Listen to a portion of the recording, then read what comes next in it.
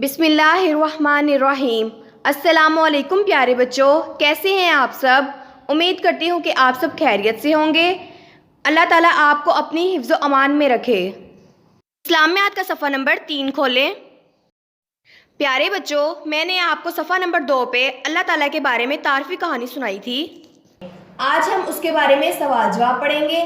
آئیں میرے ساتھ پہلا سوال پڑھیں۔ سوال: ہم سب کا مالک کون ہے؟ جواب: ہم سب کا مالک اللہ تعالیٰ ہے۔ سوال: ہم سب کا مالک کون ہے؟ جواب: ہم سب کا مالک اللہ تعالیٰ ہے۔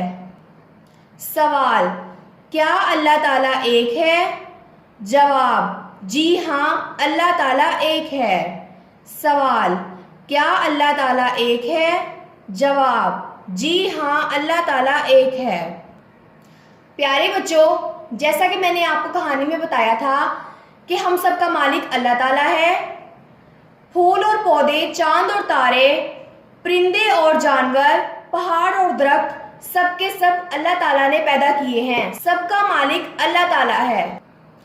دنیا میں جتنی بھی مخلوقات ہیں، سب کا مالک اللہ تعالیٰ ہے۔ پیارے بچوں، اللہ تعالیٰ ایک ہے اور اللہ تعالیٰ ہی ساری دنیا کا مالک ہے۔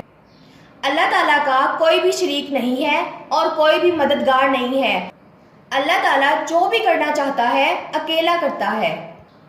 پیارے بچوں، آج کے سبق میں ہم نے 2 سوال پڑھے ہیں۔ آئیے میرے ساتھ دوبارہ پڑھیں۔ سوال: ہم سب کا مالک کون ہے؟ جواب: ہم سب کا مالک اللہ تعالیٰ ہے۔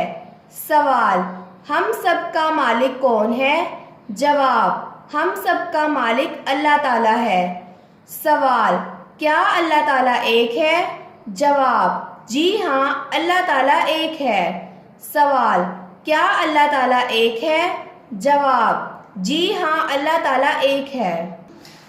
پیارے بچوں، اپنے ارد گرد کے ماحول پر غور کریں کہ پھول اور پودے، چاند اور تارے، پرندے اور جانور، پہاڑ اور درخت کے علاوہ اور کس کس چیز کا مالک اللہ تعالیٰ ہے۔ پیارے بچوں، آج ہم نے 2 سوال پڑھے ہیں۔ ان سوال کو بار بار دہرائیں۔ ان سوالات کو بار بار دہرائیں تاکہ آپ کو اچھے سے یاد ہو جائے۔ اللہ حافظ۔